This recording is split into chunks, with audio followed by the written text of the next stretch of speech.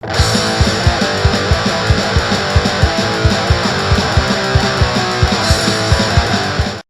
up guys, it's Chachi Power here to do a quick, small, tiny review of this figure here. We got the Mars Attacks Martian Commander. So apparently there's been 50 years of mayhem. This is actually based off a Topps collecting card series from the 60s apparently. And of course there was a movie a few years back about this, which is a bit silly and dark.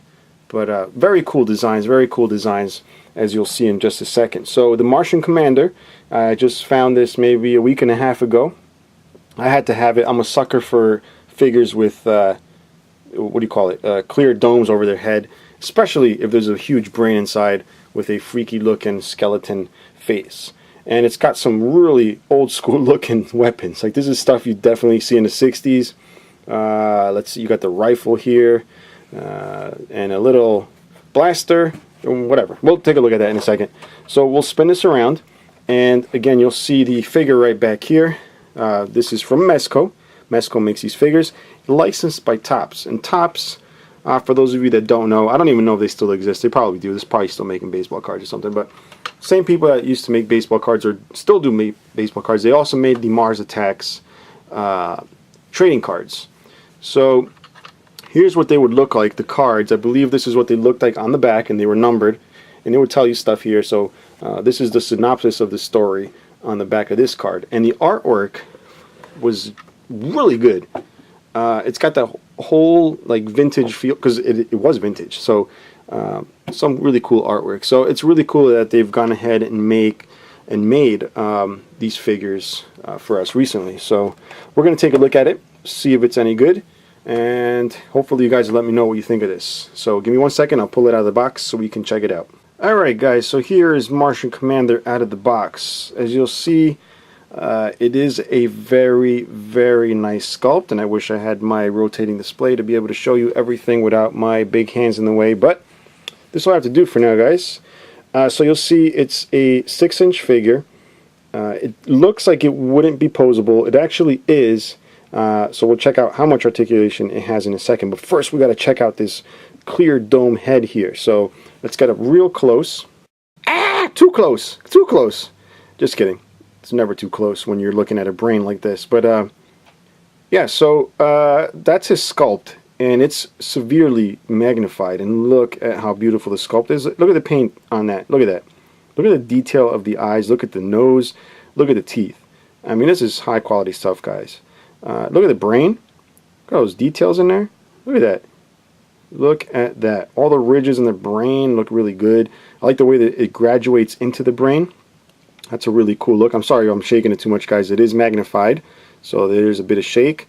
And that little thing right here, that little cut, I don't know if that's supposed to be like a weather thing or if it's just a defect. I don't know. And it looks like a telephone, what do you call it? The rotating telephone thing. What do they call that? I don't know. Whatever, guys. It looks like those old telephone things stuck on his chest. And you got two little dots and a rotary dial. There we go.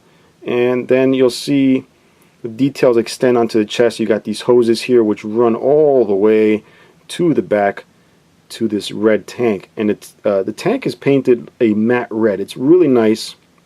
It's probably the only part of the figure that doesn't have any type of weathering. And what I mean by weathering is really just like you'll see here. I don't know if it shows up on camera really well, but the edges of all the details have like a rust color, or like a yeah, it's like a rust color or mud color in between. It's not overdone like you would find on some NECA figures. They just splash a lot of weathering, which is not necessarily a bad thing, but this is very slight.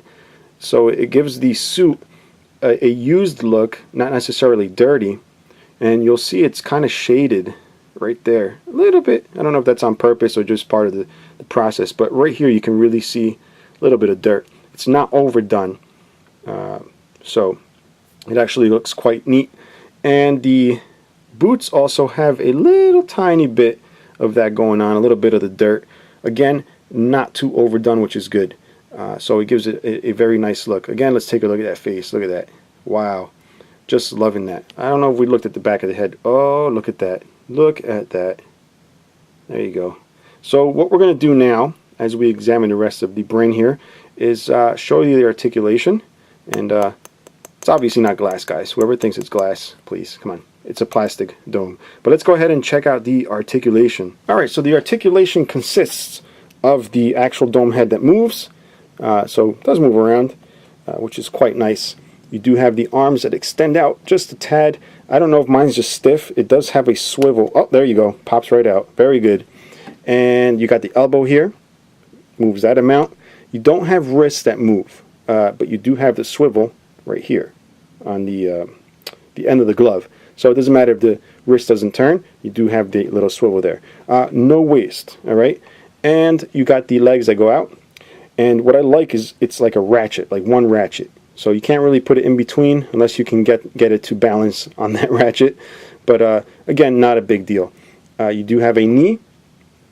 And that's pretty much as far as the knee goes, which is fine. It doesn't go like a double joint, but it's very, very generous for this type of figure. And no ankles, but you do have the swivel here on the boot. All right, so now that we've seen the articulation for this guy, what we're going to check out now is the weapons. So let's put him there. And by the way, even though his feet are small, stands very well. And I got cloth here. And usually that's enough to get figures to topple over. So let's see, what's he got here? He's got this little gun right here.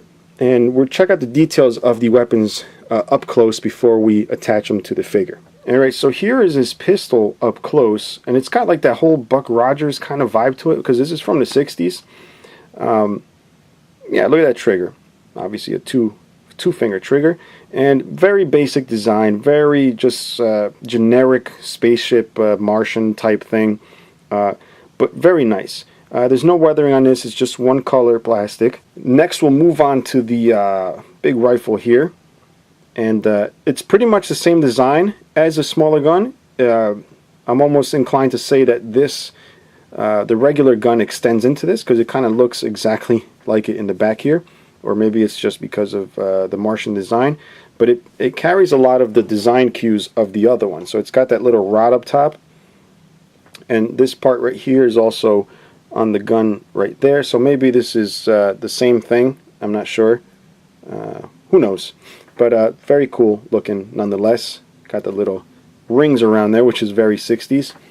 And speaking of rings, check this out, guys. This thing is insane.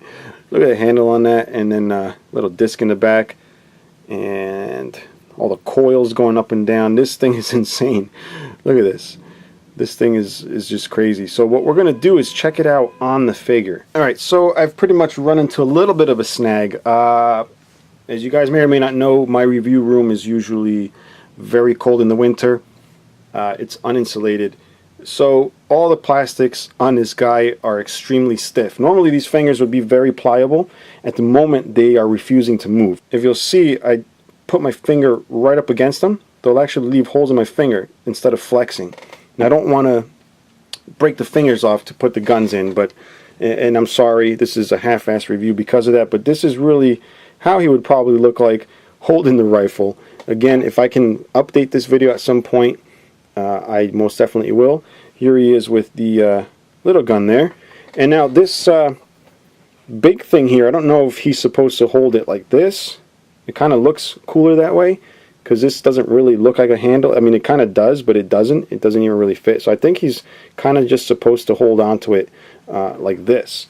So, yeah, I'm pretty upset I can't show you guys that. But, yeah, overall, a very cool figure, guys. I would definitely, if you're into this design, definitely try and pick it up. It's about 15 bucks, not too bad, for a 6-inch figure with very good detail, very good paint apps. So check it out, guys, when you can.